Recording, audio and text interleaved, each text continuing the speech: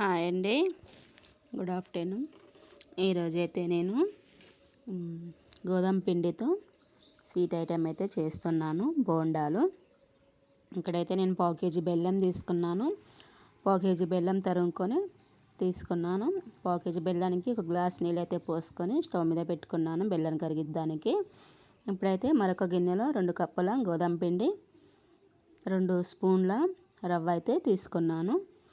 రవ్వ వేసి తిందంటే క్రిస్పీగా బాగా వస్తాయి కాబట్టి 2 స్పూన్ల రవ్వ అయితే తీసుకున్నాను, బొంబాయి రవ్వ. ఇలాచి పొడి, చిటికెడంత ఉప్పు, అట్లనే మన వంట సోడా కూడా వేస్తున్నాను నేను. వంట సోడా వేస్తే బాగా పొంగుతాయి కదా, అందుకని వంట సోడా కూడా వేస్తున్నాను. అదంతా మిక్స్ అయ్యేటట్టు కలుపుకోవాలి. తర్వాత మన బెల్లం కరిగించుకున్న బెల్లాన్ని కూడా వేసుకోవాలి, వడకట్టుకోవాలి. నలకలు ఏమైనా ఉంటే వెళ్ళిపోతాయి కాబట్టి కొంచెం కొంచెంగా పోసుకోవాలి, ఒకేసారి పోసుకోవద్దు అన్నట్టు. కొంచెం కొంచెం పోసుకొని మనం కలుపుకోవాలి. ఈ విధంగా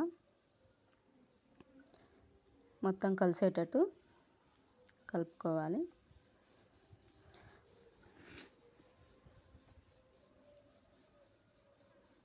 మరికొన్ని నీళ్ళైతే పోస్తున్నాను. మనం తీసుకున్న కరెక్ట్గా సరిపోయాయి. మొత్తం మిక్స్ చేసుకోవాలి. మనం ఎంత కలిపితే అంత మంచిగా వస్తాయి అన్నమాట బోండాలు అనేది. బాగా కలుపుకోవాలి. ఇది కలిపే కొద్దీ మంచిగా ఉంటుంది అన్నమాట. పిండి ఎంత కలిపితే అంత టేస్టీగా వస్తాయి బోండాలు. ఈ విధంగా అయితే కలుపుకోవాలి. ఒక 5-10 నిమిషాల దాకా మనం పిండిని బాగా కలుపుకోవాలి.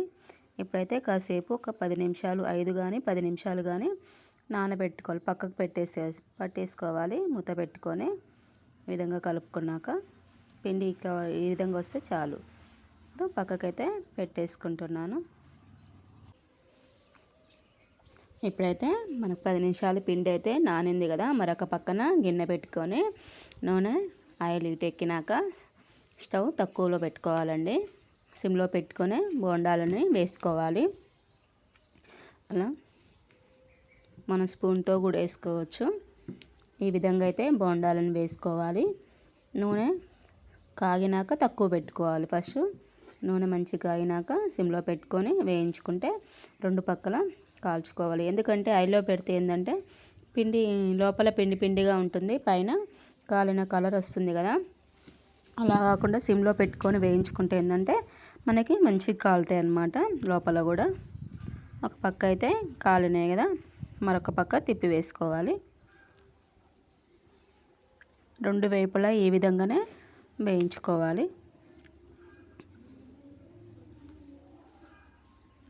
ఈ బోండాలకి నూనె కూడా తక్కువనే పడుతుందండి, ఎక్కువ పట్టదు, పీల్చుకోదు నూనె.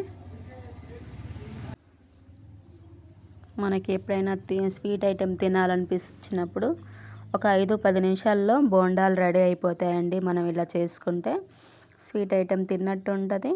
మంచిగా మన ఇంట్లో ఉన్న వాటితోనే, గోధుమ పిండితోనే కాబట్టి ఏం పర్వాలేదు. మైదా పిండితో కూడా చేసుకోవచ్చు సేమ్ ఇదే ప్రాసెస్లో, కానీ గోధుమ పిండి ఆరోగ్యానికి మంచిది కదా, అందుకనే గోధుమ పిండితో వేస్తున్నాను.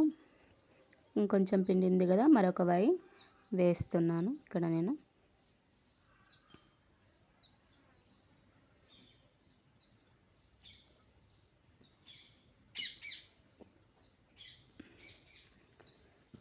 ఇవి కూడా కాలినాయి, మనం ప్లేట్లో తీసుకుంటున్నాం. మన బోండాలు అయితే రెడీ అయినాయండి. మేమైతే ఇలాగనే చేసుకుంటాం గోధుమ పిండి బోండాలు. మా అమ్మ కూడా చిన్నప్పుడు ఇలాగ చేసి పెట్టేది. ఇప్పుడు నేను మా పిల్లలకు చేస్తున్నాను. చూడండి, మన బోండాలు అయితే రెడీ అయినాయి. Bye friends. ఈ విధంగా మధ్యలో వచ్చింది.